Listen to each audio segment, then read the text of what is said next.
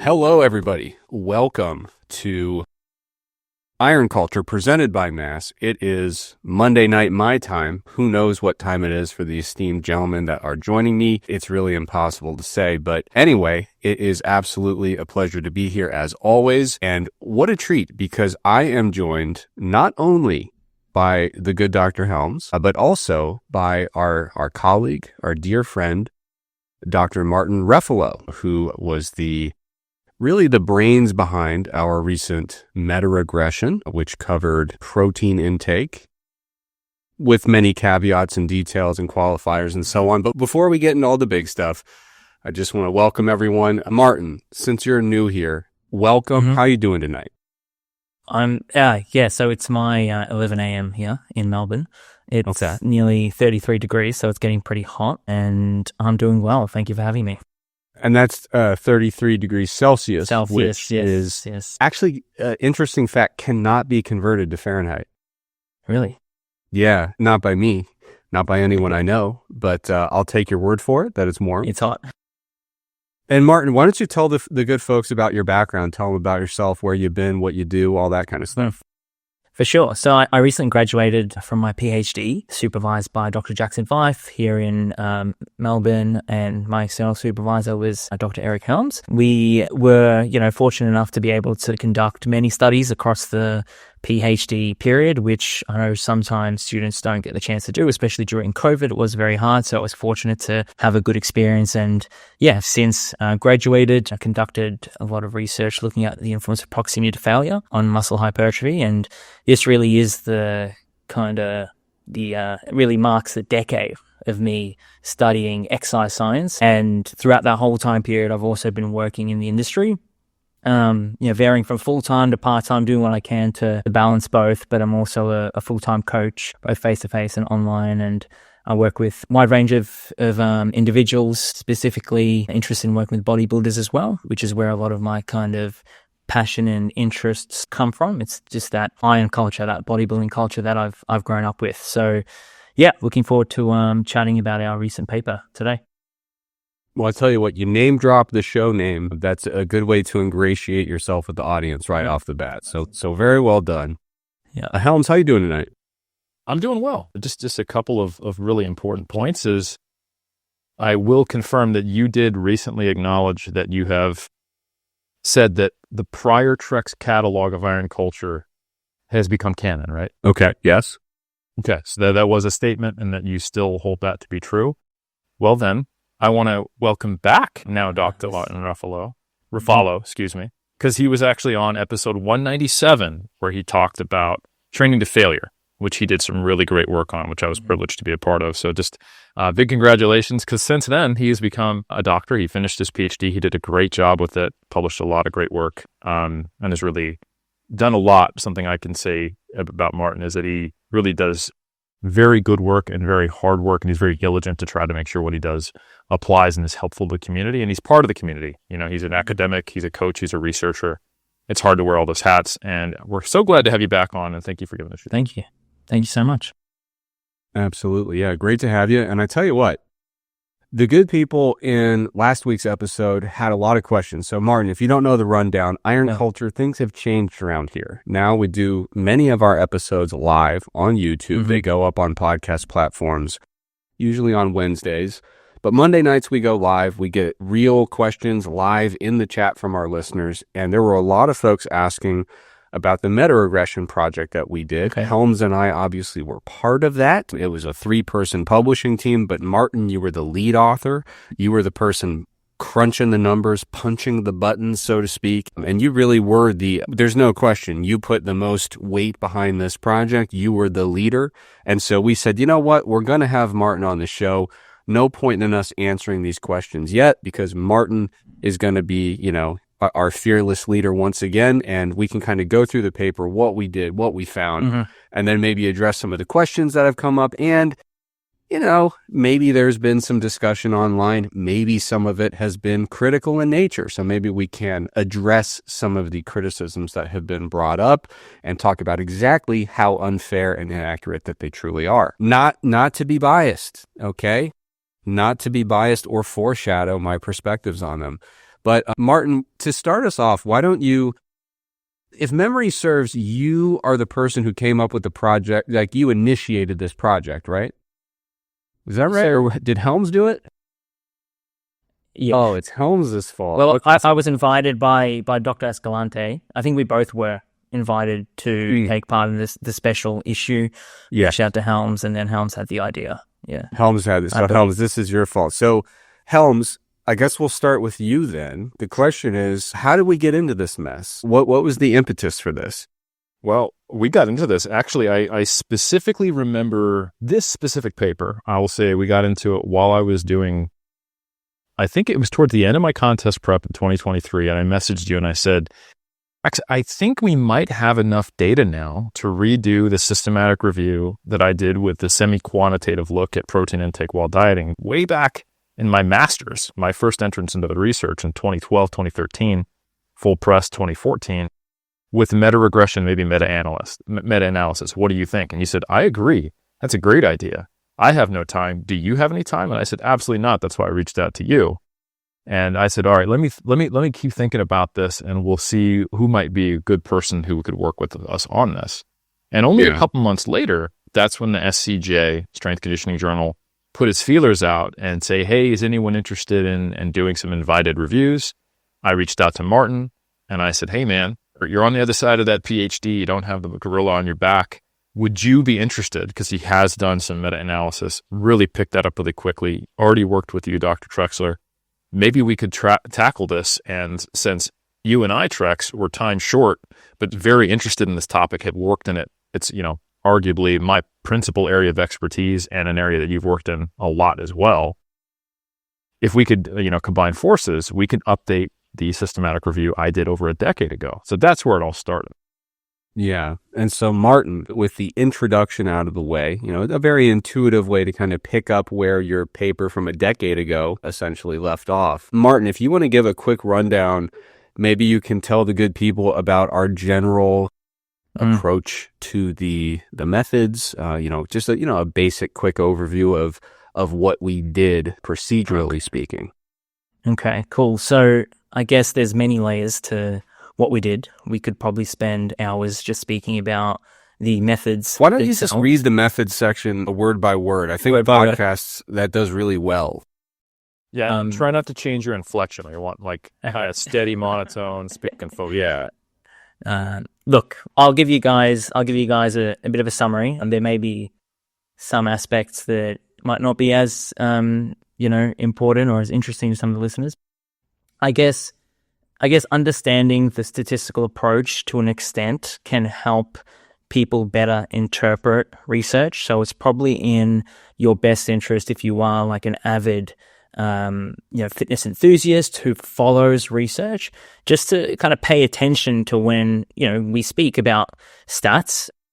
Most people, touch on methods these days in podcasts. And so I feel like sometimes individuals kind of ignore that because it's the boring and maybe not, important side of things. People want the conclusions, they want the findings. But yeah, I think it pays to have a basic understanding. So what we did is we initially planned to conduct a meta-analysis and a meta-regression, and we pre-registered that. And really, it's not until you obtain the data set that you know what you can do with it. So although you generally try and stick to the pre-registered methods, sometimes you have to deviate slightly. So although we retrieved 29 studies in our systematic search, less than a handful of them actually compared groups with different protein intakes, right? So in meta-analysis, what we're trying to do is compare two different groups, right, within the same study, so similar demographic, completing the same training program, same energy deficit, etc. But most of the studies that we retrieved had multiple groups with the same protein intake, so they weren't actually comparing differences in protein intakes between the groups, but rather differences in meal frequency or deficit size or rate of loss.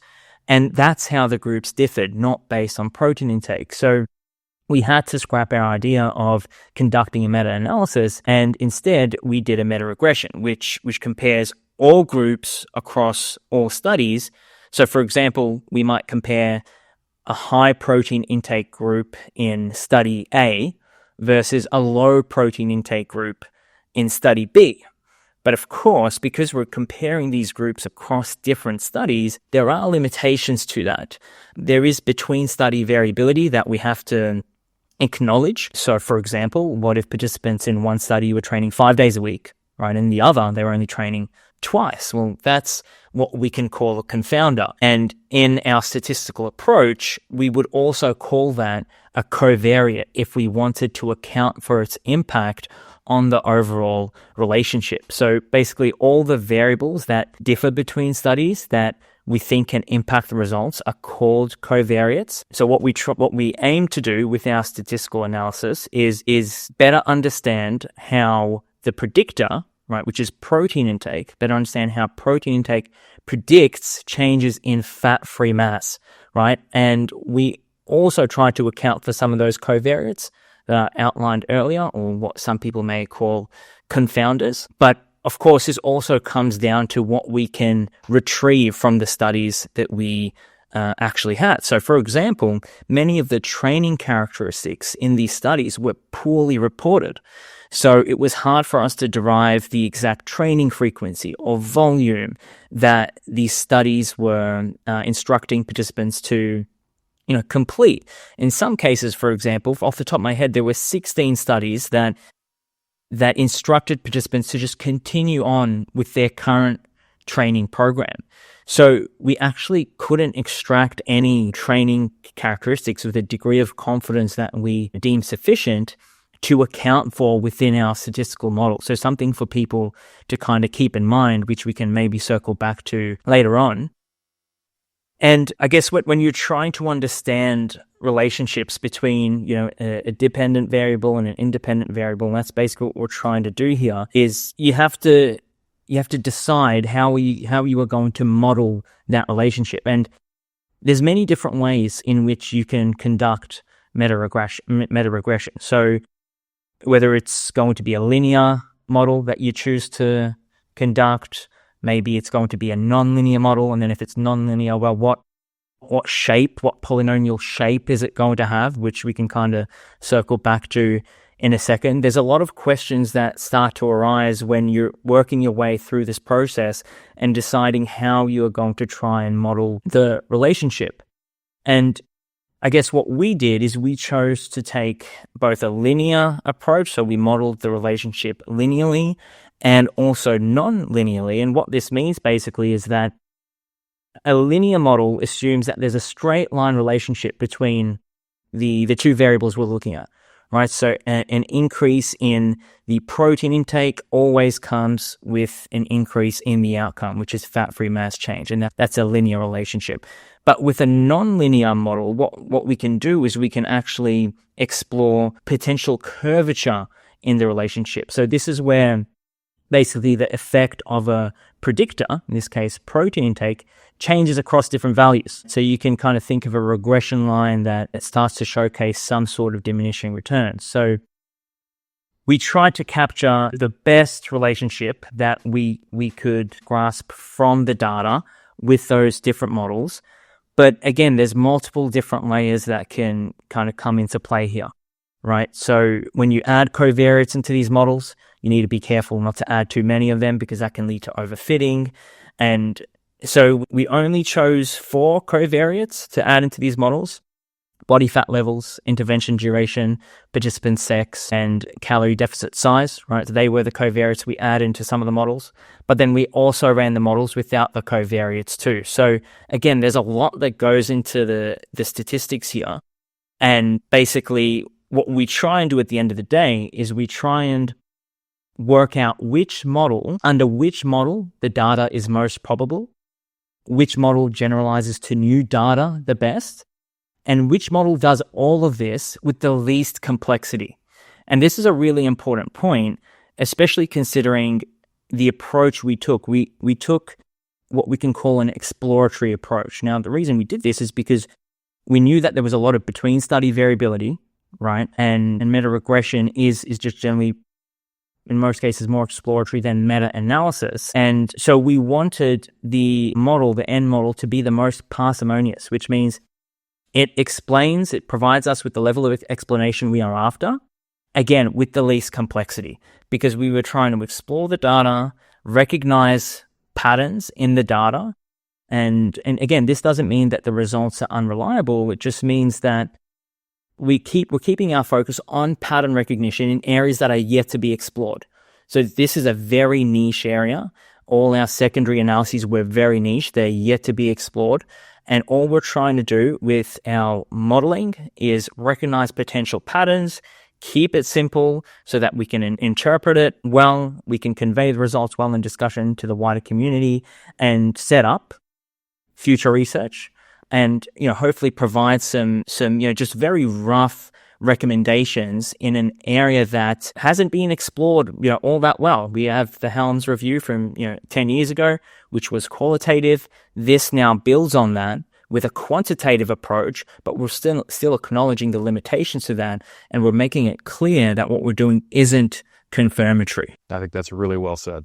The some of the things that I think are challenging for people to understand without knowledge in this area is some of the differences in terminology. Just knowing that all meta-analyses are systematic reviews, but not all systematic reviews have meta-analyses, and that while a meta-regression is in the family of a meta-analysis, there's a distinct difference between a comparison between controlled trials that have done an intervention that we have meta-analyzed because we go, yep, these have a sufficient, at least similar inclusion criteria, same experimental outcome, and same variables, and we can meta-analyze them. And more importantly, it's responsible to do so, because technically, you can do a meta-analysis on 2 studies, right? Mm-hmm.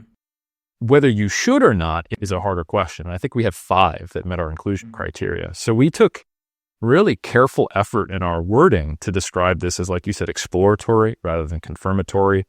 And the way I when I was helping construct the paper with you guys, I said, hey, listen, we have this decent evidence bar of my systematic review, but that only had 6 studies in it, and it was at best a semi-quantitative analysis.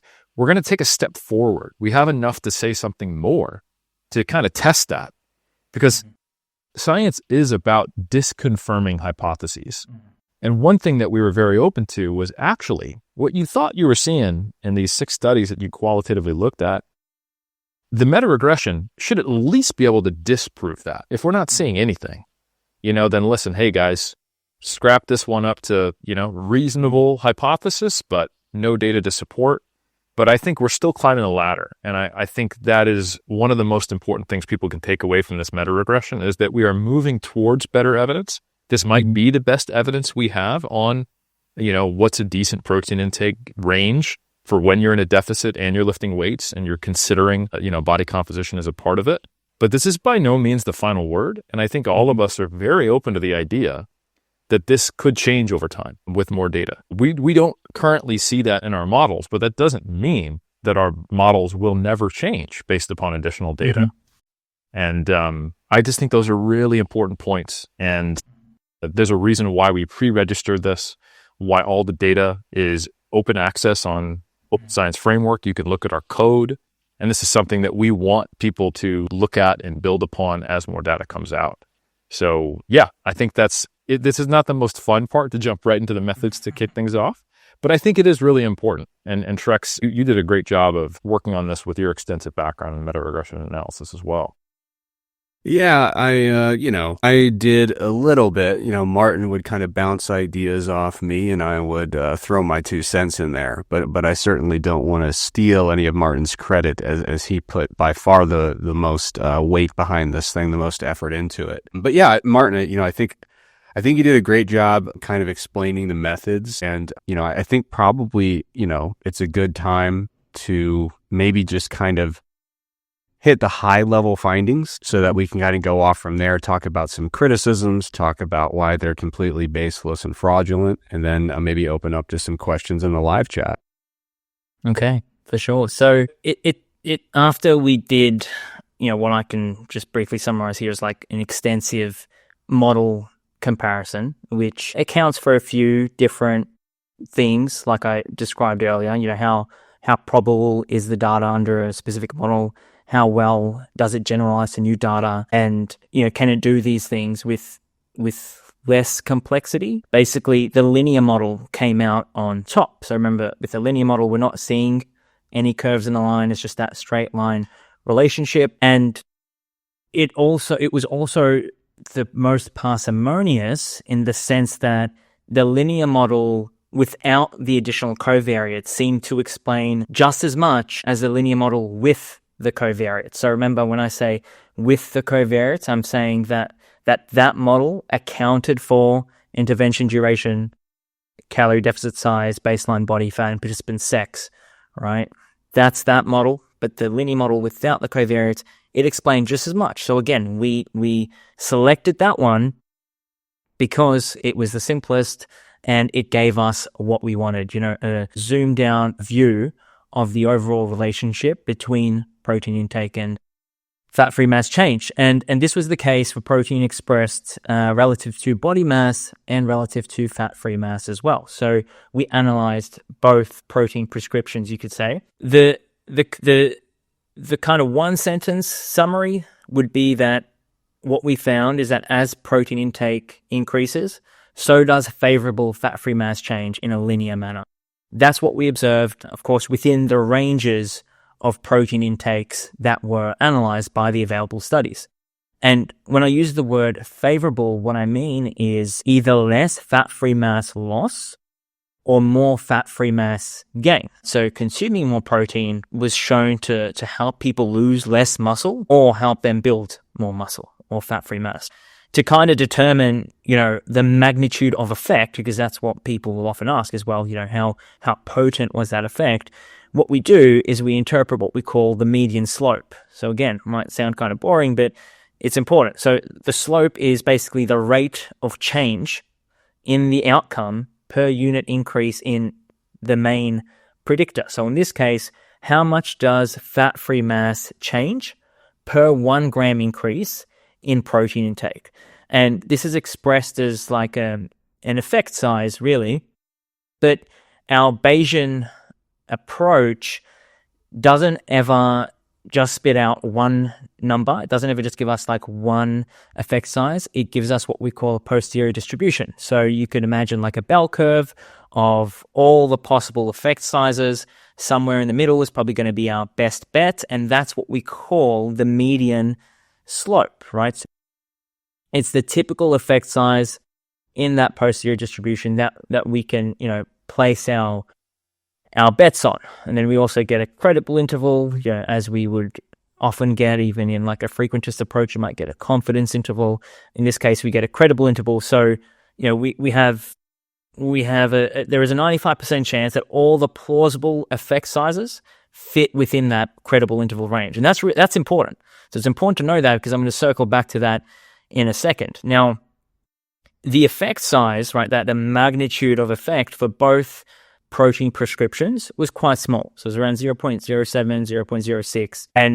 And so increasing protein intake, although there was a positive association between doing so and favorable fat-free mass change, it was what we can call a small effect by traditional effect size standards. The one thing, or a few things, I guess, differed between the protein prescriptions. So, for example, when we looked at protein in grams per kilogram of fat-free mass, that credible interval I was speaking about, it didn't cross zero. So this means that all the plausible slope values, right, all the plausible effect sizes were positive, right? So they all suggested a consistent positive direction. At no point was there any suggestion of like no effect or a negative effect. Whereas with protein in grams per kilogram of body mass, that credible interval marginally crossed zero, which just means the uncertainty is a little higher. So, from that, we can say that there was a slightly stronger relationship between protein expressed relative to fat-free mass, right, versus expressed to body mass. So something to keep in mind. Now, to help us interpret these results further, what the Bayesian approach allows us to do is calculate probabilities, right? Which can be quite intuitive. So, for example, we can calculate the probability that all those plausible effect sizes or slope values are above zero, right? Which means are positive. And so for protein in grams per kilogram of body mass, there was a 97% probability of a positive effect. And for protein in grams per kilogram of fat-free mass, it was 99%. Okay, again, because that credible interval didn't cross the zero. So the certainty of a positive relationship was quite high based on these probabilities, but the magnitude of the effect was quite small, and it's important to understand the difference between the two. The last thing that I think we can just touch on before we maybe ask for questions is we also tried to estimate how much variance in the data was explained by protein. And this is an important point because obviously we have this median slope, we have the credible interval, right? We have some level of kind of variance, some level of uncertainty. So we were able to estimate that about 55% of the data was variation in the data was explained by protein, which Martin, just checking, that's protein and the random effects included, right?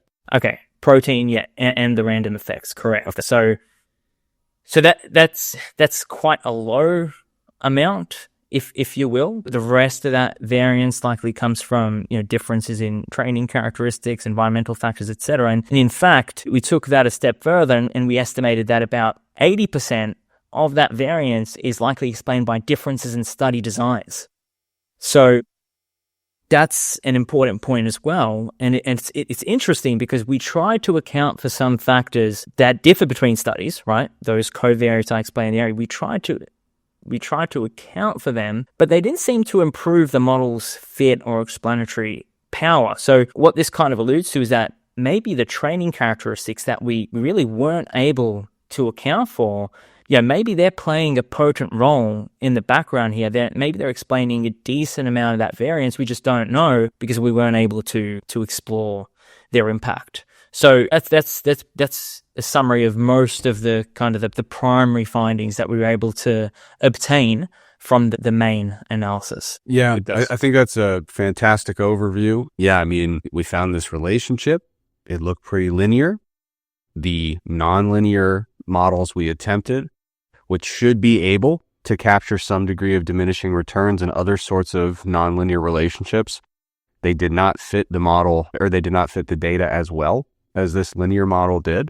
We did test the effects of the covariates that we could meaningfully extract and quantify. We were not able to really identify any model that was meaningfully better than a very simple model that did not include those covariates. And the effect of protein was fairly small, which I know that is sometimes a tough pill to swallow or a tough powdered shake to swallow, that protein's effect actually is fairly modest. But yeah, I mean, the reality is, when you are looking at this kind of puzzle of what determines my gains or ability to keep gains, we got this big old thing that's training. We've got this big old thing that's genetics. And then we've got this little tiny thing over here, which is optimizing your protein. And then we've got, the dusting of effect size on top, which is all the other stuff we do, generalizing, overgeneralizing. But I think sometimes people get really caught up in the idea that optimizing your protein is, right up there with any other factor as the absolute biggest thing you can do. It's one of the biggest things we can do from a nutritional perspective, aside from just having appropriate energy intake. But yeah, I think you did a great job summarizing the findings. And I do have a little list of some critiques. Helms, are you comfortable moving forward? Yeah, I'm good with that. All right. So a couple of the easy ones I'm just going to acknowledge, and then we'll get into some of the fun ones. And Helms, help me out if I forget any, okay? Because I just kind of put a list together on the fly here. So I'm going to start with the critiques that are legit or easy to address, right? So one critique that some people have pointed out is that we looked at fat-free mass, and fat-free mass is not muscle. Correct. That is absolutely true.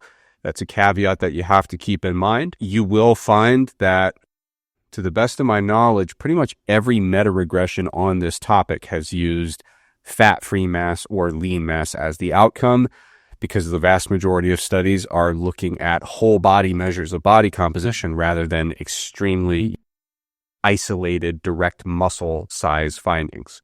So that is a very legitimate caveat, but by no means a fatal flaw of the paper. People have pointed out, yes, Helms. On that note, I think a why is probably a natural follow-up question. In sports science and exercise science that is aimed at hypertrophy, which we often consume, there's a lot of studies that will use ultrasound to assess muscle-specific hypertrophy. Very common. And that is because of logistics, design, and cost. It is much easier for a lab to obtain an ultrasound than it is to obtain a DEXA. In nutrition research, however, we're interested in body composition change. So most of the time, if you're going to have a lab that does a diet study at all, they're going to need to have some type of body composition analysis to even participate in the research. And if you have a DEXA, you are probably not going to also have the logistical feasibility, personnel, time to be able to get a measurement of the quad, the bicep. Or inclination sometimes. Yeah. 100%, right? Yeah. You can have 40 people not only get ultrasounds and strength testing, which you may or may not do, but you can go, you know what, we're going to put them through the DEXA and we're going to look at lean mass. And maybe if we've got, a GEI DEXA and the latest stuff, we can look at upper arm up and appendicular lean mass. But that's about as good as it gets. So if you were to say, okay, we're only going to look at direct measures of hypertrophy, now we're back to square one. We don't have enough data to even do a meta-regression in the first place. Yeah, well, just to add on top of that, like most of these studies were actually looking at fat loss. So they did that with the DEXA, and they happened to also report fat-free mass. So without the DEXA scan, we wouldn't be able to conduct this research at all. We would have no data set like you mentioned, Eric. And just another thing to kind of piggyback on top of that as well, in practice, practitioners and athletes, they use DEXA scans pretty frequently. I know many, sports teams who might use DEXA scans pre-season, do it again 10 weeks later. They're looking at lean mass. So it's also something that people do care about, right? In the real world, despite limitations, they do care about lean mass. And, we understand that, fluid shift can affect the results and whatnot. So we try our best to navigate that and to control it. But yes, I understand limitations, but yeah. We did actually a sub-analysis where we specifically looked at the length of the intervention. And our model was stronger when we specifically looked at longer interventions, which gives us more confidence that those fat-free mass changes were not heavily influenced by changes in body water, but rather true tissue changes, at least in lean mass, even though we can't conclude that it was muscle. Yeah, and you guys are stealing my thunder, because the second thing I was going to put, the second critique, was some of these studies are really short. And that's honestly, I will never fault someone for looking deep in the table and saying, hey, your inclusion criteria has some really short studies. I'm really skeptical that you're looking at true changes in muscle tissue being captured as fat-free mass here. It's a completely valid point, but that's also why we also thought of that. We agree, right? So we put in our table 2, we looked at study duration as a modifier less than 4 weeks or greater than 4 weeks. And so if you're sitting there saying, I refuse to acknowledge these studies that are less than 4 weeks long, you have the opportunity to do that. We gave you the median slope estimate and the HDI corresponding to it. And so basically what that means is if you decided you only wanted to go with the studies over 4 weeks, you as the reader are empowered to do that. But the slopes, if you just look at the studies that are greater than 4 weeks, are virtually identical to the slopes that we got in the main paper. Martin, correct me if I'm wrong. The slopes that we got here when we scaled to fat-free mass and when we scaled to total body mass, I think both of them were in the 0.06, 0.07 ballpark. Is that right for the overall slopes? Yes. Yeah, 0.06, 0.07. Yeah. Yeah, and so if you want to look only at the studies greater than 4 weeks, the slopes are 0.07 and 0.07. So basically, the critique is valid in terms of the plausibility behind it, but in terms of the overall effect estimate, has absolutely no impact. But it's totally fair to point that out, and that's exactly why we certainly looked into that and reported it in the paper. Now, one of the other things that's kind of quick to address, and Martin, you already basically touched on this previously, but a lot of people kind of saw it and said, well, the main models you're presenting are not accounting for this covariate, that covariate, the other covariate. And it seemed like there was a general desire for us to basically say, we're going to look at the effect of protein after controlling for body fat percentage, sex, duration, basically every single covariate that we could possibly quantify and jam into the model. And Martin, I think you did a great job, explaining or at least mentioning the idea that, when we're talking about these covariates, first of all, we want to have the most parsimonious model, which means if we can get as good a model without having all these caveats, then we want to. We want to be able to say, here is the result of our finding, rather than saying, to figure out how much protein you might consider eating, here is this massive calculator online that we had to create to account for all these different variables in what you're doing, right? Like there's very clear utility in saying, if we don't have to make this more complicated, and it is statistically not advised to make this more complicated, we should err toward the less complicated model. Now, one thing I want to add to that, Martin, is if you decide in a meta-regression because some people are going to hear that and say, still, I wish you corrected for it because I just feel better about that intuitively. If you have a meta-regression that does not have a super large number of studies, and ours did not by a long shot, okay? So you've got this relatively small body of literature, and you decide that you're going to put in a ton of different covariates, some of which may be correlated with one another, and some of which may be non-significant, and some of which may show the opposite directionality of what you anticipated just because weird stuff happens when you have small numbers of studies. But when you start jamming all these covariates into a model, especially when there's a small number of studies in the model, what you get is unstable parameter estimates for each one of those covariates. There is a risk that trying to control for a thing could actually backfire and give you a parameter estimate for that variable that makes absolutely no sense at the population level. Mm-hmm. And so, again, you run into this risk. You mentioned the risk of overfitting. You run into this risk where you start jamming in all these predictors with relatively unstable point estimates that may not actually reflect the population level effect. And by the time you actually get down to the variable you wish to interpret, it's this giant stew of fairly unpredictable estimates with a ton of volatility. And it may ultimately end up in a model that is demonstrably worse than if you simply did not put all that stuff in. And Martin, if you have anything you want to add to that, of course, please feel free.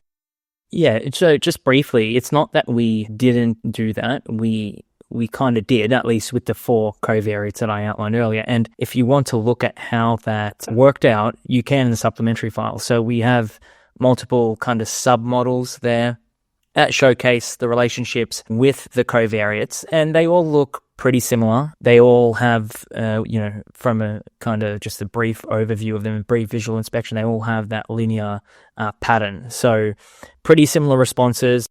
Another thing to consider is at the end of the day, the difference, for example, between the model fit for like the quadratic model, which is one of our non-linear models, and the linear model, the difference wasn't that large between the two. So sometimes like you can kind of use your expertise to make calls about them as well. So I'm not saying it's not that our linear model is like, that's exactly how this relationship looks. It's, there is a possibility for some curvature in that line. It's just, we decided to go with, best model fit, least complexity. And that's what we presented in the main paper. At the end of the day, that wouldn't really change based on what I'm seeing here. It wouldn't really change how we kind of write about these effects and how we discuss them. And if I may, Trex, I think a really simple way of explaining variance between covariates and how that can create some of those non-intuitive impacts on the model is if you think about if we looked at a health metric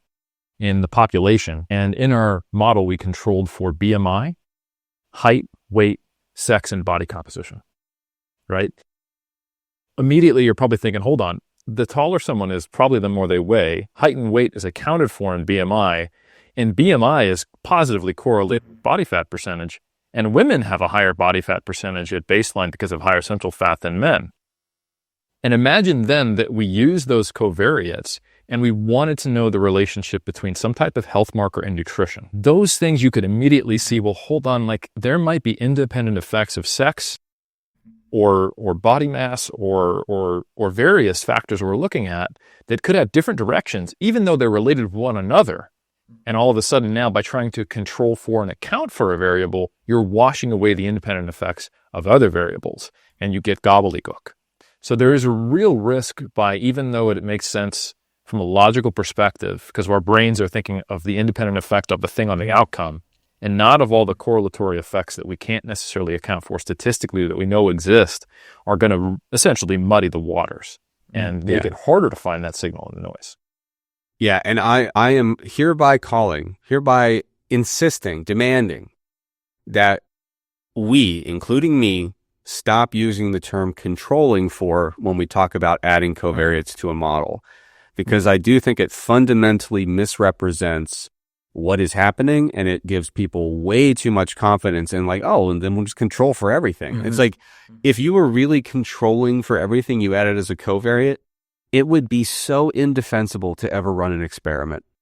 Why would we ever do such a ridiculous thing, right? Like, what?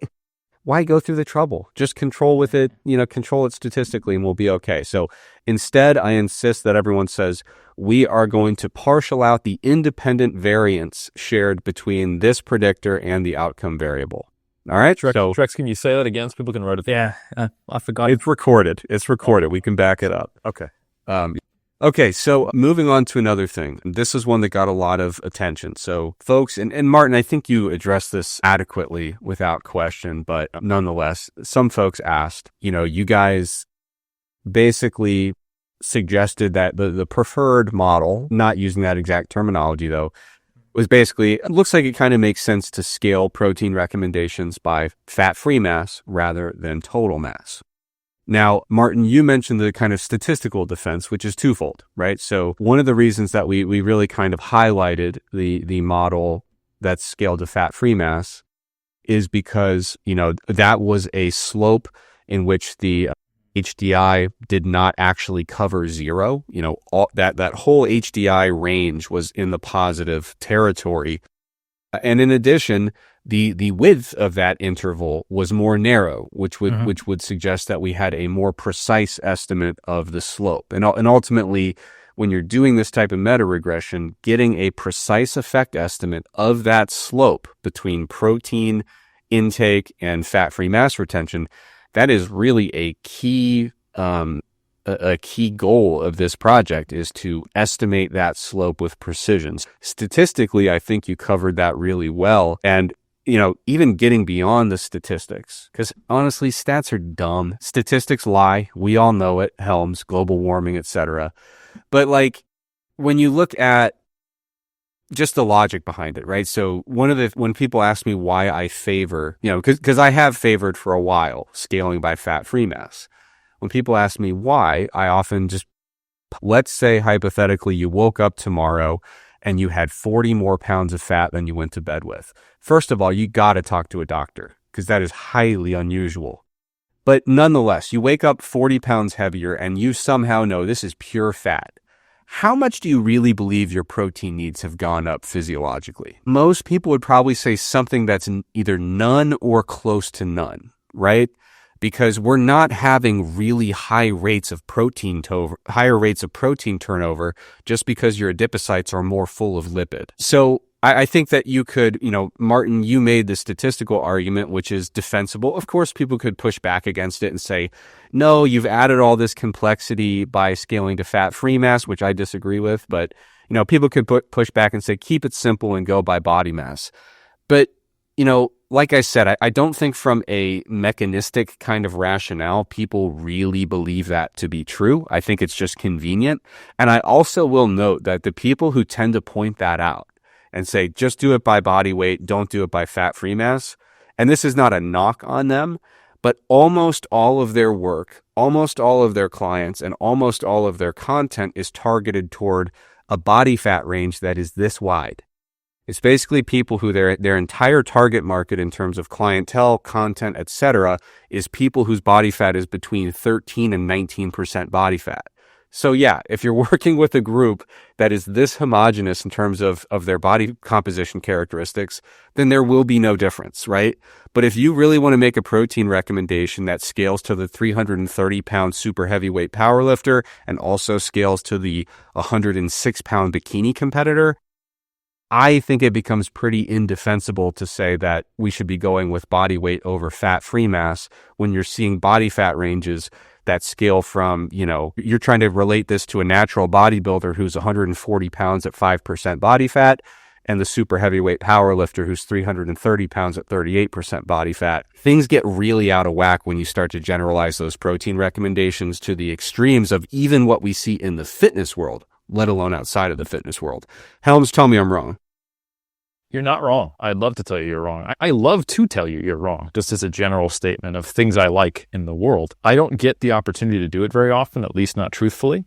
So unfortunately, this is one of those times where I am missing out on that fun stuff. And to add a bit more perspective on this, ultimately, like there is some protein in adipose tissue, but the protein turnover, like you said, that's something we need to consider. And that's actually the same critique that comes from, hold on, how do we know lean mass is fat-free mass? And I think there is something to be said for the fact that people do lose lean mass more predictably than muscle mass, at least where we measure it, when they diet.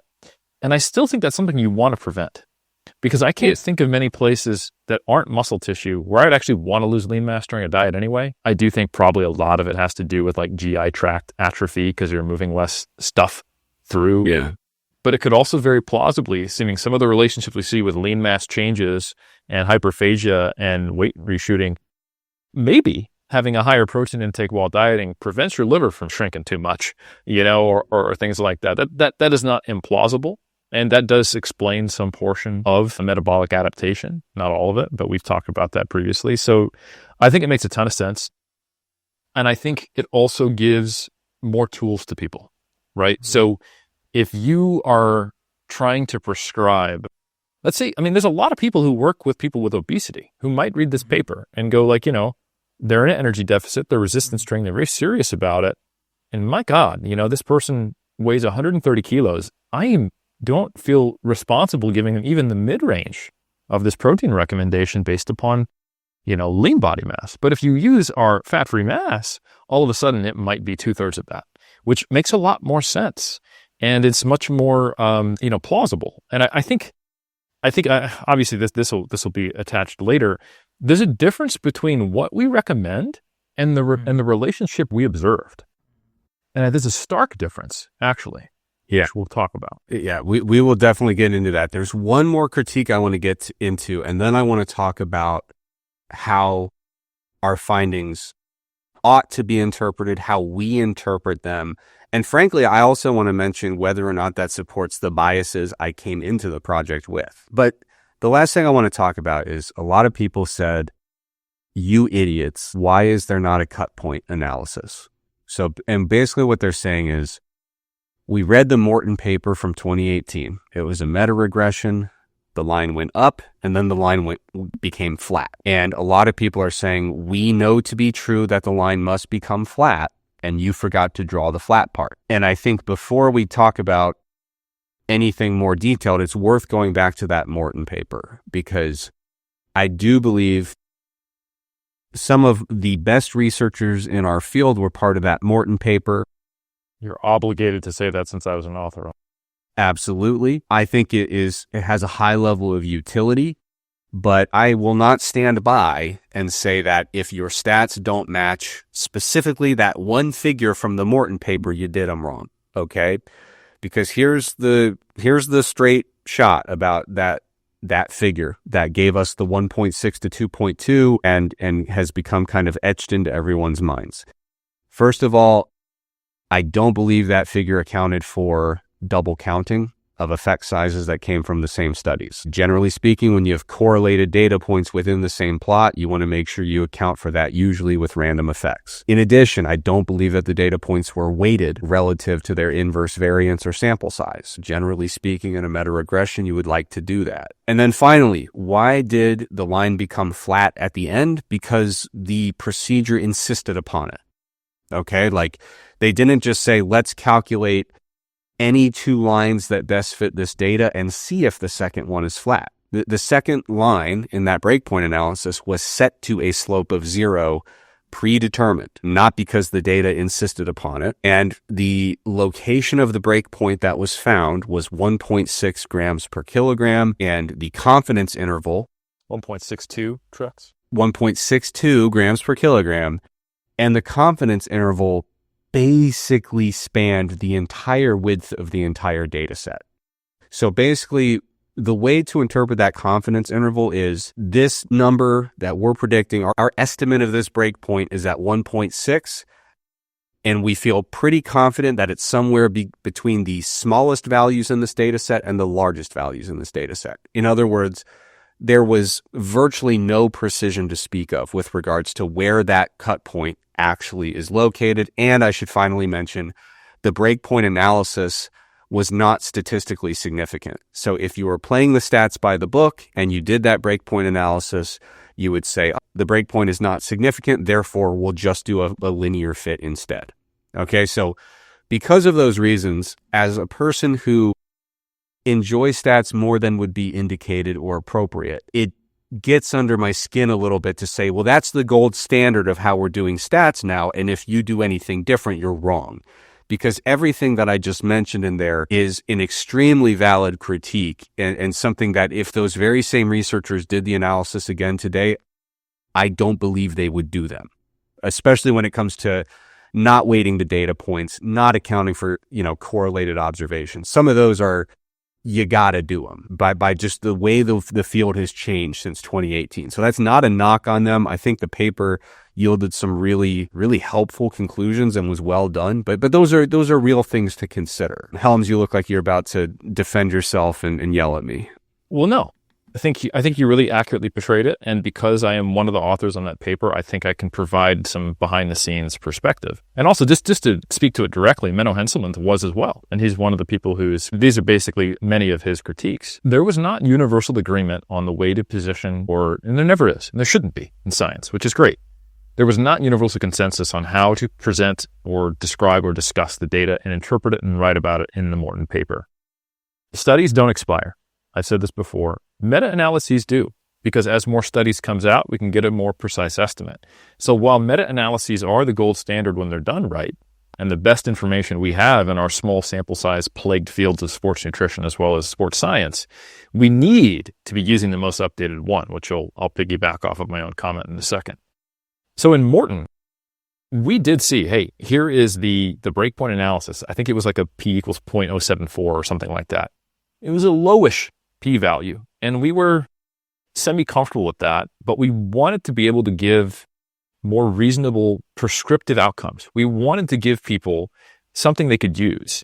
And if we said, hey, we think you should consume somewhere between 1 to 2.2 grams per kilogram of protein, people would not be very happy with us.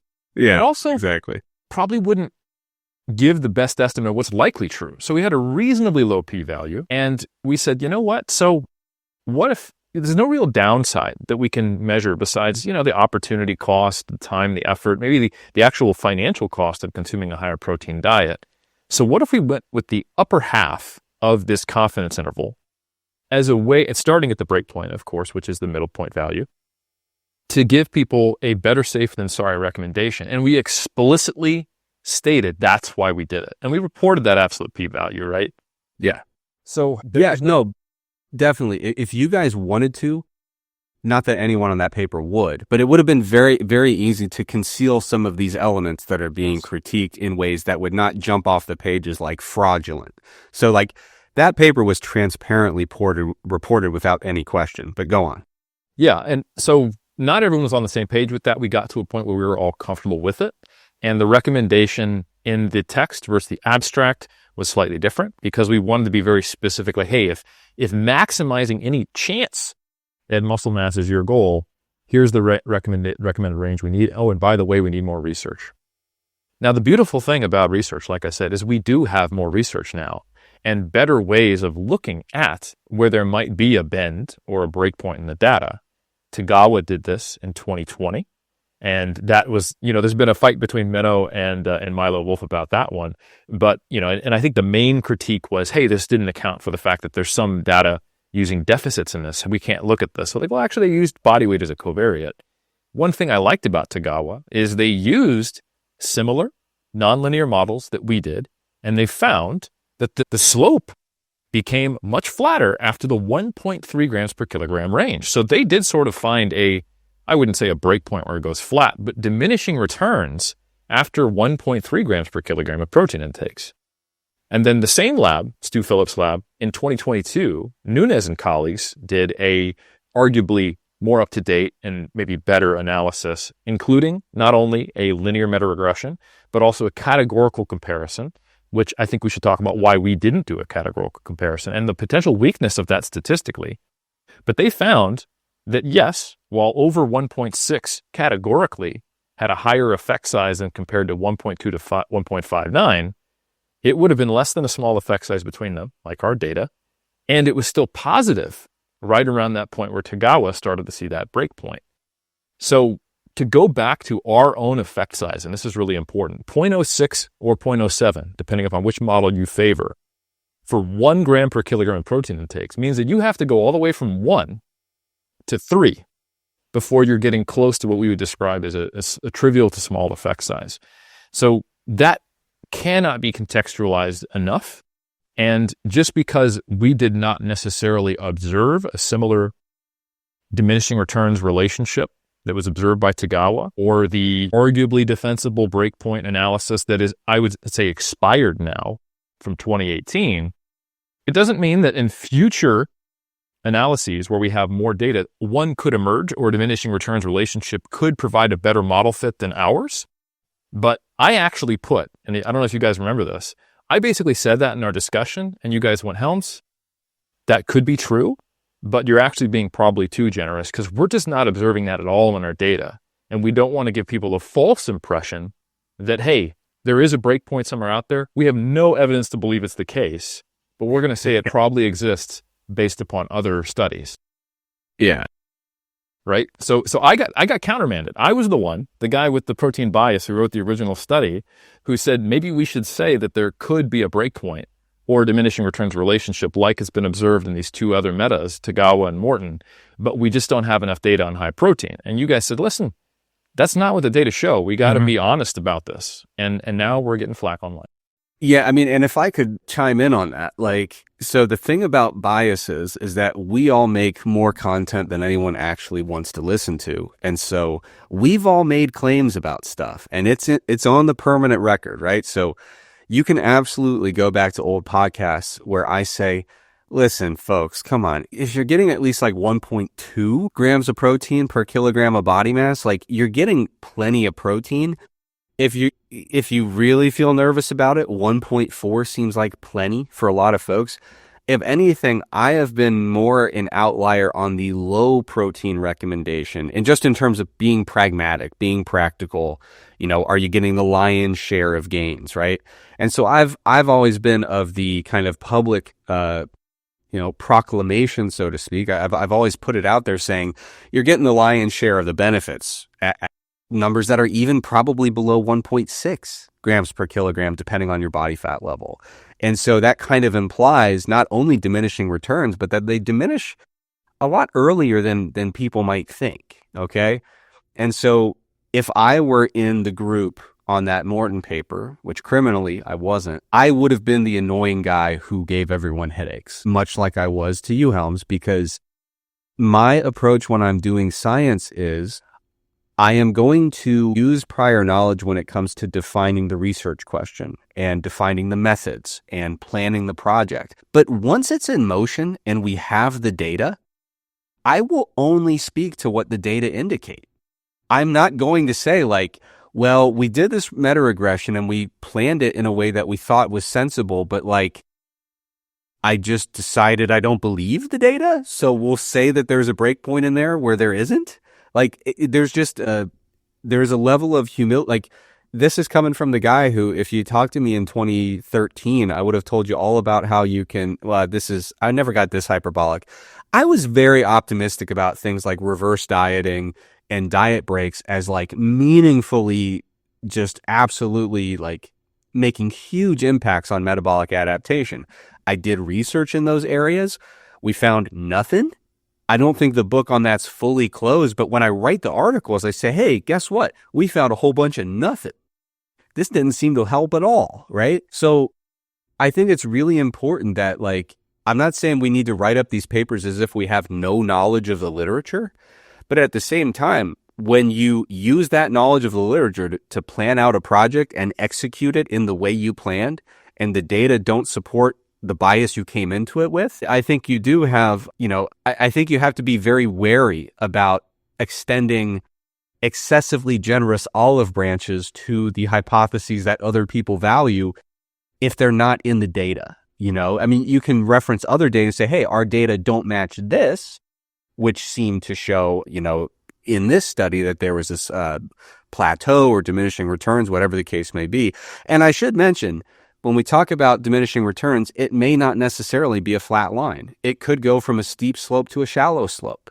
And we might need to determine what those two are. I'm not saying that in our data. I'm just saying if we zoom out and say, what is the true honest to God relationship between these variables after you account for every resistance training variable that could possibly be accounted for and have this massive data set with perfect levels of detail, it could be a number of different relationships in there. But at the end of the day, we had the data we had, and I am, for one, quite proud of the fact that we left our biases at the door, got into the room to write it up, and then gave what I believe to be pretty sensible recommendations. How do you feel about that, Martin? Yeah, well, I think there's a bit of a lesson here. So I was reading this text the other day. I'm sure you guys can see. There's the breakpoint analysis. This is a 2024 textbook. So you read through this text, and it almost comes across as irrefutable knowledge.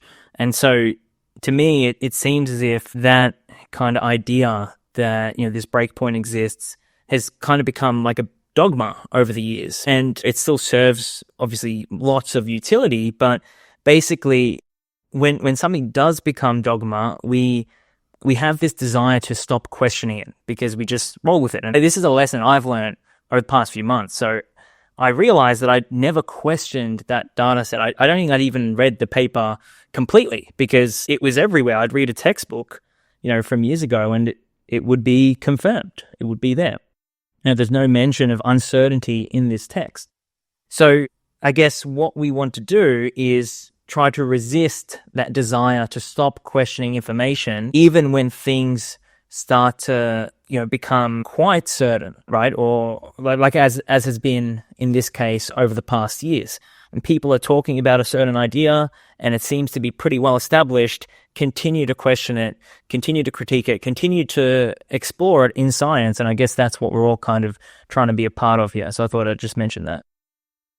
Yeah, absolutely. And you know what? It's entirely possible that, over the next 10 years, we're going to see a lot of studies fill in those higher ranges of our data set, in the, above the 2.5, 3 grams per kilogram, getting into the higher ranges. And maybe as more density of data fills in that upper range, maybe we do see a break point that becomes flat. Or maybe it becomes more shallow, or maybe it's logarithmic. But when you start baking those conclusions into your papers that provide no evidence of them, I mean, who's to say that at 5 grams per kilogram, we don't run into a vertical line of infinite gains? Well, I don't think that's true, and our data don't say it, but like our data support that as much as they support pretty much a breakpoint being in it. So you have to really be careful about saying like, well, if we talk about everything that could theoretically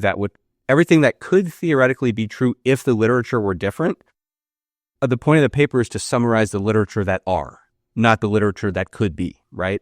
So now I think it's probably a good time to cut straight to the conclusion here and talk a little bit about the recommendations we gave. And this is kind of another critique is I think a lot of people who did not read the recommendations took a lot of issue with our recommendations. And that's like, I'm not being snarky, but I do believe that to be the case because a lot of people kind of saw the main figure from the paper and said, so you mean to tell me I should eat always more protein infinite protein, more and more and more, always to be better and better. And I don't believe at all that that's the kind of conclusion we reached in the paper. I don't believe that's how we framed it, because when we discussed the conclusion, we talked first of all about the small effect size. We talked about the cost of macros are a zero-sum game. If you have a calorie allotment and you're going more on one thing, you're going less on something else. And all the macros have an important role to play in the party here. Martin Helms, why don't you talk a little bit, because you're our practical application guru here. Martin did such a fantastic job talking through the methods, the results, the statistics. So why don't you kind of summarize how we framed the kind of key takeaways, what people ought to do with this, and maybe people will stop sending us all of these hateful messages and threatening letters. Absolutely. So as you guys can clearly see in this super well presented, high def, there we go. See, now I've used this high tech method of blocking the glare. What we did is we stratified our protein intakes into up to the point where there was a zero line, the slope hit zero on changes in fat-free mass. So the retention on average of fat-free mass, protein intakes for people with a low risk of losing lean mass, which we operationally discussed based upon some of our covariate analyses. You're relatively high in body fat. You're not having a high degree of a deficit. You're not dieting for a really long time. And also a low importance. I'm not super concerned about maintaining every single ounce of lean mass. I'm primarily concerned with improving my health, making weight, but I'm not a strength athlete. Maybe I'm a lightweight rower or something like that, because this isn't the strength conditioning journal, importantly. This isn't the journal of obesity, right? And you know what? Considering the small effect size, I'm okay with a little bit of lean mass, which may or may not even be muscle. And I'm a college student. I don't have a ton of money. Maybe I'm vegan and it's challenging to get in that amount of protein. So we said, hey, try to get to that point where you're not losing any lean mass, because it's only going to be helpful. But if it's not a big deal to lose a little bit of lean mass, then don't stress it, because we're talking about very marginally small effects here. And then if you're in that moderate category, where either you have a high risk of losing lean mass, which you want to prevent, or the risk isn't that high, but you have a high degree of importance to maintaining it. So, for example, let's say you're a super heavyweight power lifter and you're like, you know what, I'm actually at the point where my deadlift is getting to be a problem. I would like to drop from 180 kilos to 170, see if I can maintain my bench strength and my squat strength, but I do want to have an easier time navigating my body. My belt's not fitting right. This is totally something understandable. Or I'm a sumo wrestler or a wrestler in the heavyweight category, and I've been told I'm not really fast, but I need to maintain my power. You're probably not going to lose a lot of lean mass when you're in that high of a body fat, but you don't want to lose any. So, okay, now we're suggesting you should at least be hitting that point where we're on average not seeing a loss of lean mass. And then if you can get more than that, hey, extra credit, but really don't worry about it, because we're talking about a very small effect size. And then there's I have a high risk and a high importance. Now we're talking about, say, a drug-free bodybuilder or a lightweight power lifter who is cutting down even leaner. We're talking about Kel Beckland trying to drop from 74 kilos to 66, or the last 6 weeks of your bodybuilding show, when you're trying to go from 7% body fat to 6 or 5% body fat and minimize the chance of lean mass losses when the risk is high and you're going to get on stage naked in front of everybody flexing. So now we did not tell people to consume the highest point in our data set. We told them to consume the range. And importantly, we didn't say, hey, 1.9 to 3.2, but by the way, 3.2 is better. Because we're talking about effect sizes here. The range from 1.2 to 3.2 is only 1.3. So if you do 1.3 times 0.07, we're getting close to a 0.1 effect size, which is close to half of a small effect size. And if you use the fat-free mass range, which is a little broader because we had a fair amount of heterogeneity in the body composition, and there would have been more if we hadn't actually had a cap on the body fat percentage that was in the inclusion criteria. Now we're going from 2.5 to 4.2. So it's 1.7. So now, and that had a slightly lower effect size, by the way. So now we're talking about almost a small effect size to go from the bottom of our highest range to the top. And I had a practical question. The first question that pops up was, Helms, are you up to the challenge of consuming 3.2 grams per kilograms of body mass per day And they describe me as a 90 kilogram male. I'm currently at 88, and my stage weight is actually closer to 80. And we don't have any guidance on whether I should use the body weight I'm getting to, or if I use my fat-free mass, but the number that I would probably be at would be in the high 200s if I decided to eat the highest amount. But that's not a day-to-day effect size, you know? So what I do in my practice is I basically would be using the higher range, and I'd also simplify it. Because why 1.3.2? That's just annoying. How about 2 to 3? So the recommendation I would give to somebody would be, 2.5 to 4 if we're going by fat-free mass, or 2 to 3 if we're going by total mass. I would probably use the 2.5 to 4 for fat-free mass for me. So that would mean on a day-to-day basis, considering that it's less than a trivial effect size for the difference between the top and bottom for that, what would I do in my prep and know that it would have literally no measurable difference on an individual level? I would be somewhere in the range, considering I have about 74, 75-ish kilos to make the mass easier. I'd be at least 225 grams of protein per day, and maybe up to as much as 275 to 280. That would be my goal, right? Am I up to the challenge? Hint, I've done that for many, many years. It's a little bit higher than I've had in recent years because I've actually backed off as the data has not really shown convincingly until now that maybe there's a benefit to higher protein intakes. And the last thing I will say about that is I think this is really interesting. The ability to use larger data sets is fundamentally changing our ability to give more precise estimates that aren't maybe as useful as people used to think they are. So we can tell you with reasonable confidence that 30 sets at the population level will probably produce more hypertrophy in a 2 to 3 month period versus 15 sets. However, we don't think that's a good idea. And people are starting to come around to that idea after Zach and Josh and the crew at Data Driven Strength banging this drum over and over that, hey, just because we observe this relationship of higher volumes with greater hypertrophy doesn't mean that you tomorrow and forever should always do 30 sets. We understand that, until it starts to work against you, you should probably try to increase your volume, but only in that case, and then scale it to whatever your individual slope might be. The same thing is true of protein. Yeah, it might make sense to try to get up to 3 or 4 if you're going by fat-free mass. If you really are trying to maximize everything, understanding that we're talking about grams of tissue over the course of months when you're in the same range. If you're trying to have grams of tissue be visible to bodybuilding judges. But there are no studies to my knowledge which have a significant effect favoring higher protein intakes in a deficit in the ranges that we're talking about. And we can only see the signal in the noise when we have these big data sets. And the reason for that is because of sampling variance and small effects. So we have low-powered, small number of studies and something that is only going to produce a small effect size at best anyway. And if we were to predict what would we see, if we were to model this data, let's say we had a data set that we knew had a trivial to small effect size in 10,000 people, and we were to do random sampling from it with small sample sizes, arguably indefensibly small, probably shouldn't publish this, we would get several studies that indicated a lower protein intake was better than a higher protein intake. A ton of studies that showed there was no significant difference. Some studies, eventually, that would show a significant difference favoring higher protein. And unfortunately, some of those studies would overrepresent the effect, and others would represent it accurately, and some would undercook it. And that's basically what we see. I'm aware of, in fact, you can look at the distribution, right here. I'm going to do another amazing figure. You can see that once we get to around that, say, 3 gram line, we get more clustering of dots over the regression line. But oh my God, what is this one right here? What is happening?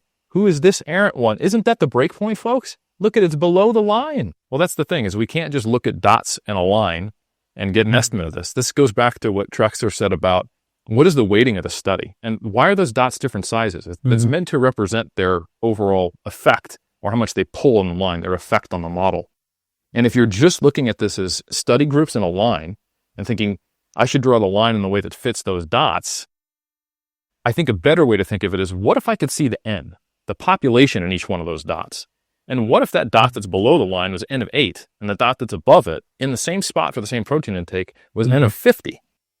That is why we can't just look at lines in a dot and have an idea of what the breakpoint is. You have to actually understand, at least like I do, to a conceptual level, not an operational level, the statistical concepts so that you can communicate it effectively and understand what you're actually looking at.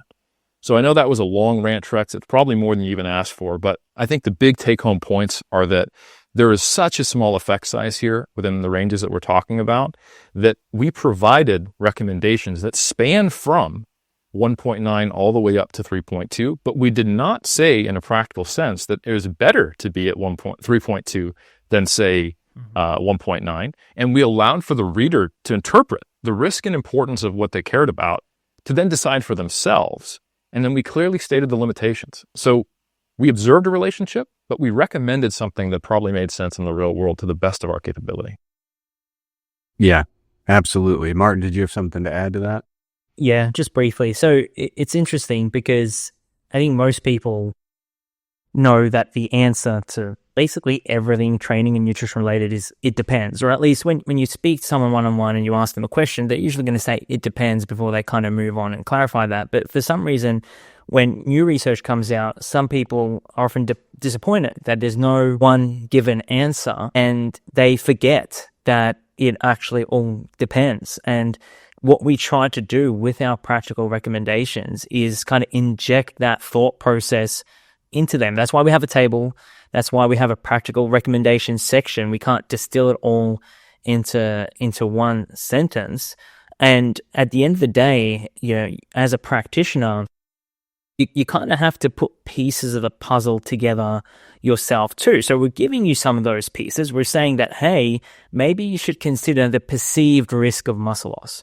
But we're not telling you how much weight to put into someone's body fat levels or calorie deficit size, or whether they're males or females, or the whole host of other factors that you might think influence perceived risk of muscle loss. It's on you to weigh those factors and consider that for your individual client. And same goes for the importance of muscle mass retention. It's up to you to put some of those pieces together and then use our ranges as just starting points, right? You can start high and then maybe give yourself some reasons as to why you shouldn't stick to that really high intake. Maybe you want some more room for carbohydrate in your calorie allocation. Maybe you need more dietary fats for a certain reason, right? And you can give yourself reasons to kind of cut back at that. And as long as you're somewhere within that range that we've prescribed for your risk and your importance, that's probably a big thumbs up. But again, that's how I go about doing that is going to look a little different to how Eric might go about doing that with his clients. At the end of the day, we're all going to have,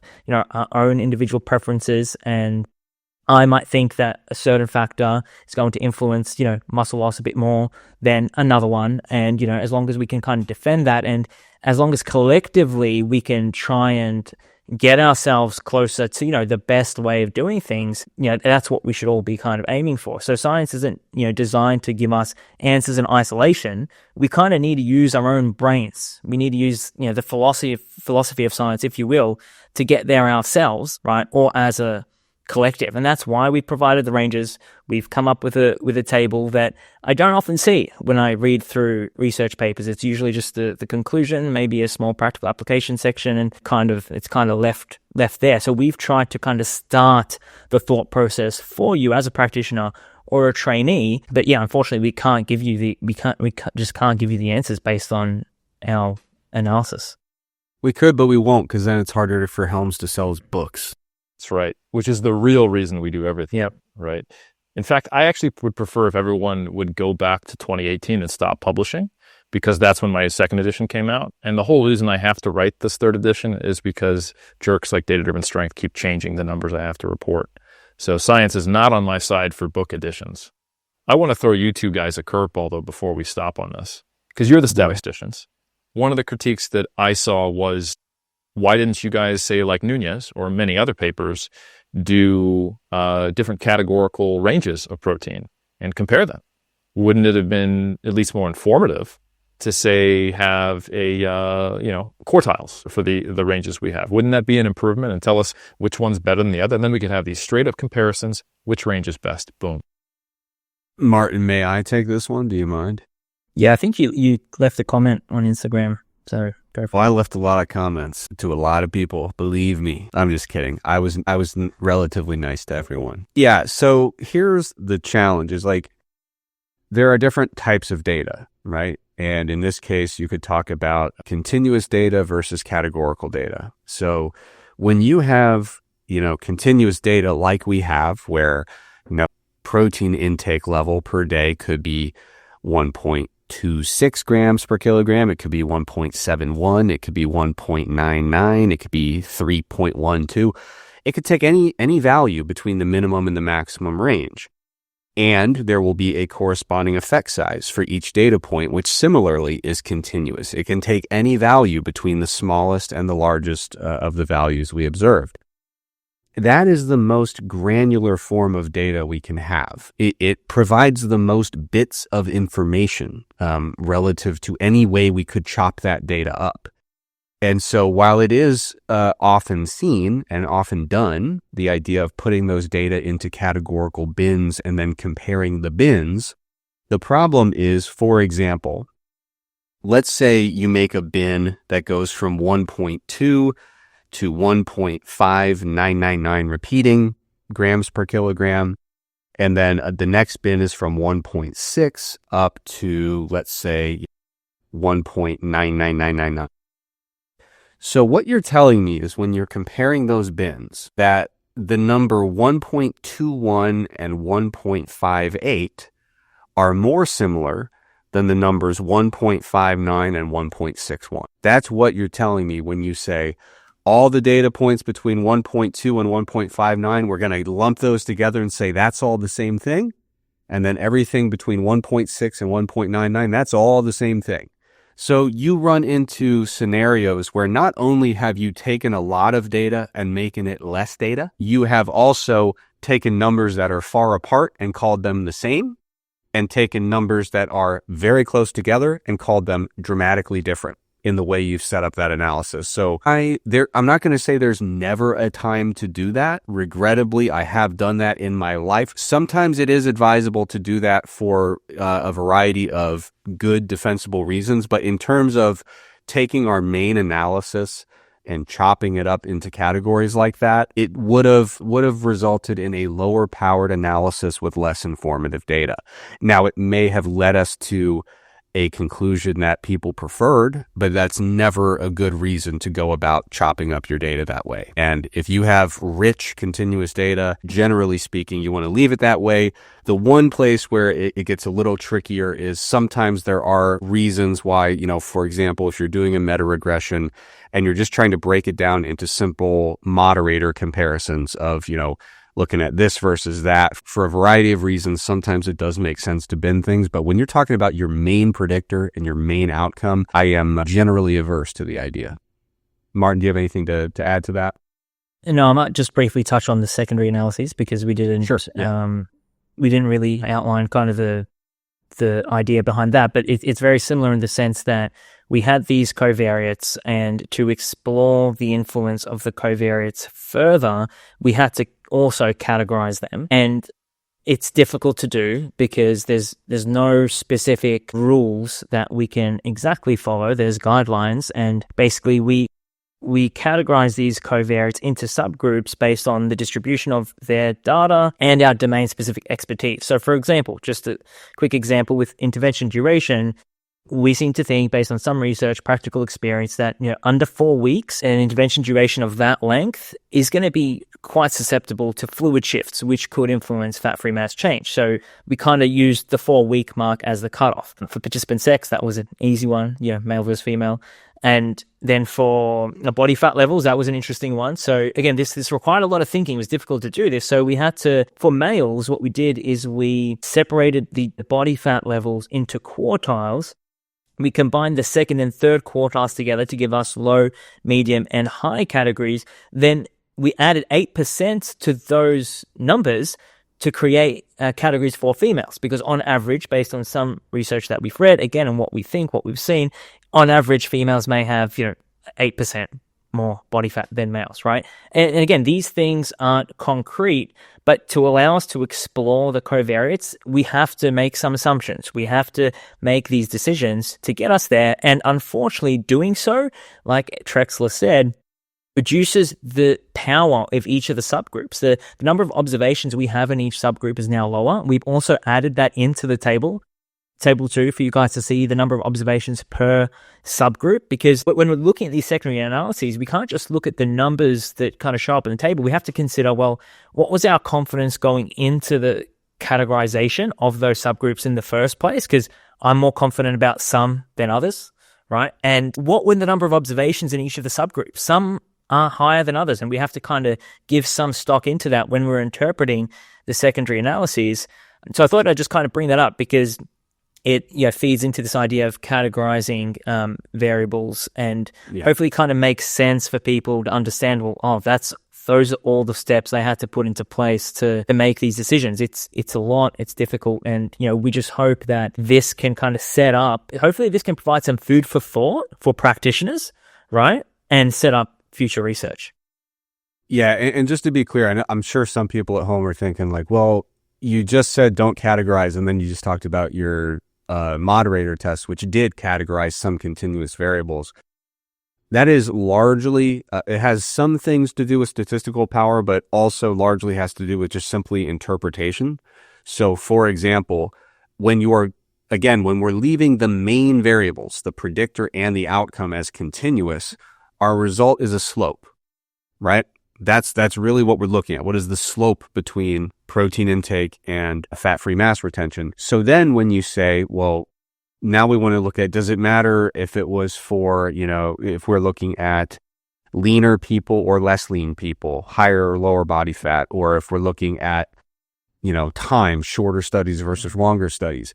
It's much, much more intuitive and interpretable to say, the slope was this much in short studies and this much in long studies than it is to say, well, crap, we found a interaction between these slopes, and now to interpret that in a meaningful way, we are going to give you a value to interpret at the lower end of this relationship and one at the median area of this relationship and one of the high, because now we have two different slopes that are going in different directions. They're non-parallel. For interpretation purposes, when you're doing specifically those moderator tests, it is a lot more defensible to start binning things up just for those kind of quick comparisons of leaner versus heavier, shorter versus longer, etc. Mm-hmm.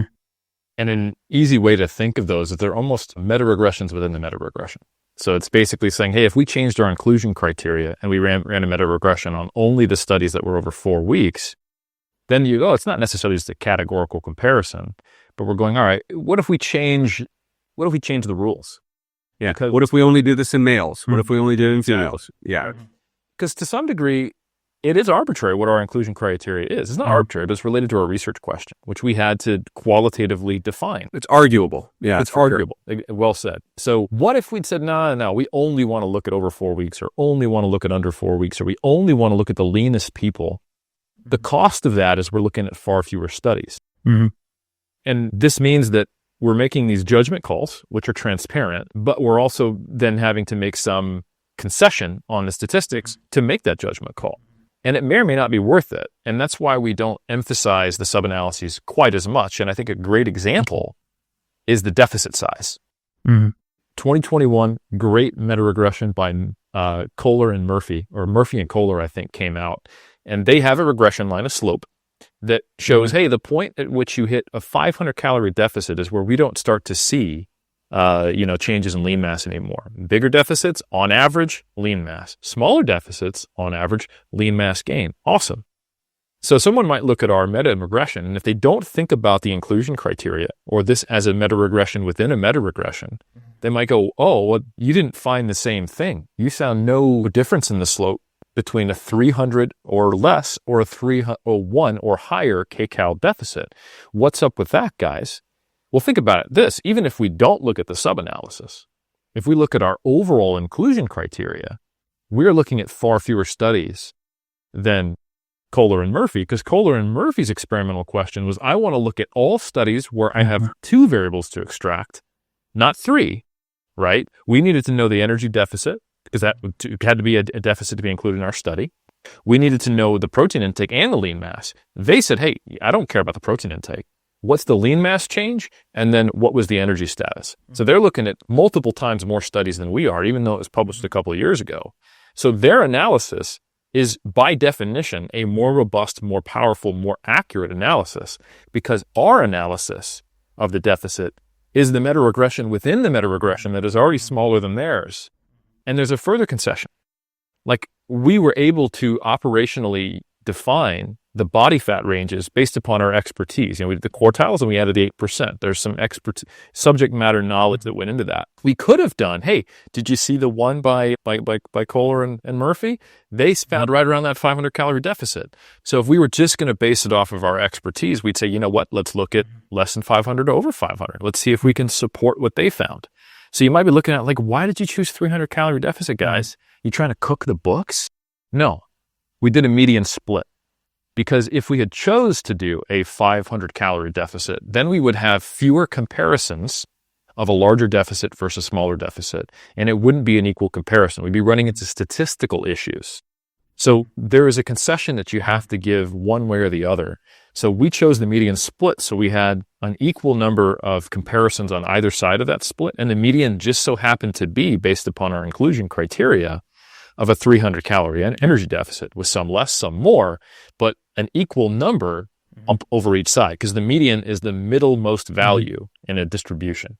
So that's just hopefully some more context that explains why we don't really emphasize some of our sub-analyses. Yeah, I'll just add one more thing. So I was just going to say, yeah, they're explicitly exploratory, so hopefully people will interpret them accordingly. Go ahead, Martin. Yeah, so even though they were exploratory, as we kind of mentioned, that we put a lot of thinking into it. So I did have one productive question, for example. Someone asked, well, with the body fat secondary analyses, how do we know that the difference in body fat levels, the average difference body fat levels between males and females isn't influencing what we're seeing here? Because on average, females have higher body fat levels. So wouldn't they be clustered around the medium to high categories and be absent in the low categories? And I mean, that was a really critical question, because someone obviously looked at the table and cared enough to take a step beyond. And what we did is we created those categories for males and females, like I said before, and we coded them as like low, medium, and high. So in the analysis, it's maybe a bit tricky to explain, but the analysis doesn't operate on, that secondary analysis doesn't operate on actual body fat numbers. It's just operating on low, medium, and high. So low females might be like 20% body fat from off the top of my head, or around that number. Low 12 to 20 for men, but it's 20 to 28 for women.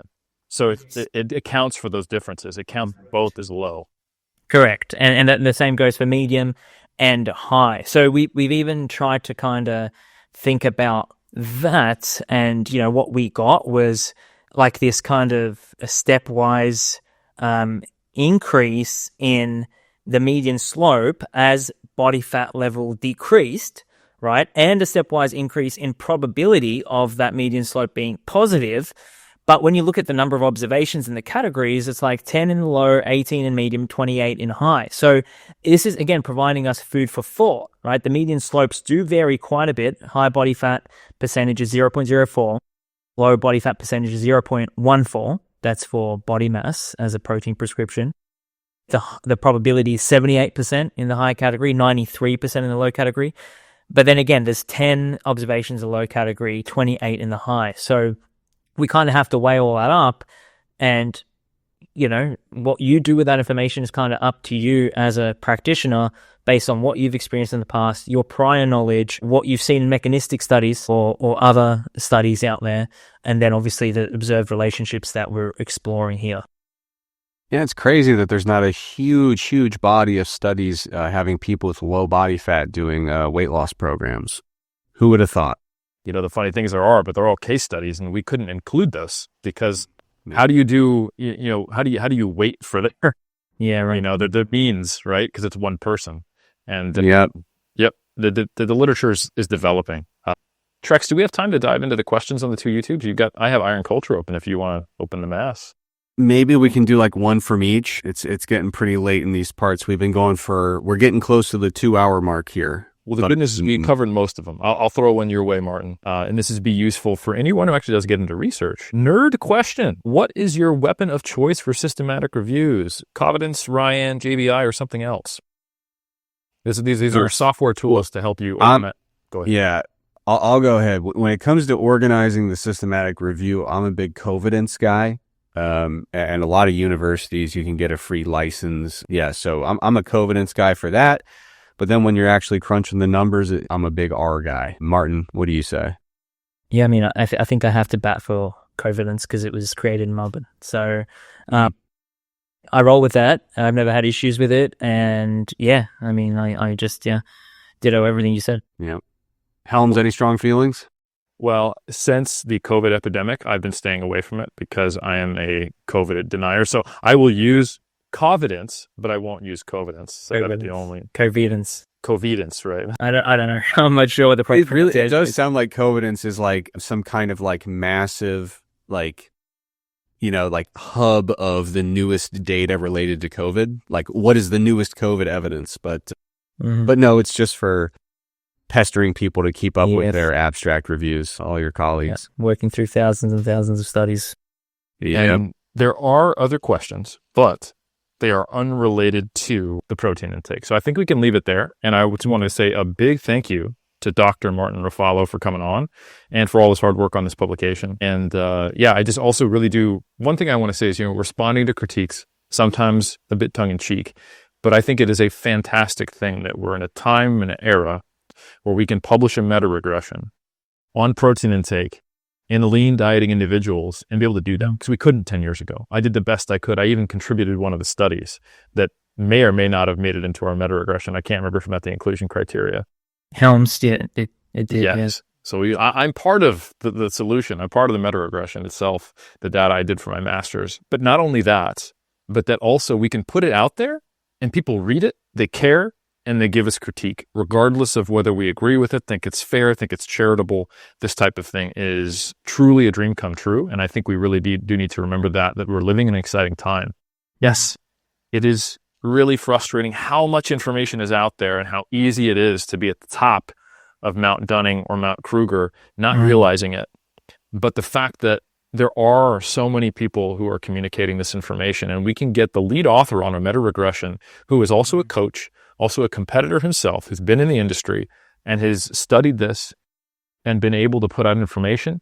It is something that we would not have dreamed of, Trex, you and I, 15 years ago when we first started grasping it, whatever little itty bits of PubMed trivia we could find that could even be loosely applied to the bodybuilding world. So just remember the positives that we have and try not to be too pessimistic or too black-pilled in this game that we're all participating in. Yeah, I mean, at the end of the day, it's a privilege to do research that people care about. I've talked to some folks in my many years in academia who study topics that are worth studying, but if you go to a dinner party and start talking about it, people are falling asleep, whereas we are lucky to study a topic that people care about, they engage with, and that's definitely a positive thing. And, it's funny, Holmes, there used to be a time where, like you said, we were just kind of trying to scratch at anything loosely PubMed adjacent to try to put together something related, relating to evidence for the kind of stuff we do. And things have changed so much. And if anything, it's like, I remember back in the day when you tried to do that and you would write kind of an evidence-based article and people would say, who cares about these pencil neck researchers who they've never been in the trenches? They've never had a bar in their hands. They don't know anything. And the pendulum has swung so far so quickly that there was a comment, somewhat dismissive comment, saying, oh, great, a few powerlifters tried to do a stupid meta-regression saying you have to eat more protein. But we have got coaches. Coaches, yeah. At least that. So I am no longer just a pencil neck nerd. Now I'm just a powerlifting coach. Exactly. So we have gotten to the point where when at first everyone was saying you can't do this research unless you lift, now if you're too into lifting, you probably shouldn't be doing research. So we certainly have come full circle. But anyway, I echo what you said. And yeah, tongue in cheek. It's always good fun talking about criticism and having some sense of humor about it. I do want to echo what you said about thanking Martin for his efforts and for joining us on Iron Culture. And I also want to give a shout out to Renaissance Periodization, who very generously covered the fee to make this paper open access.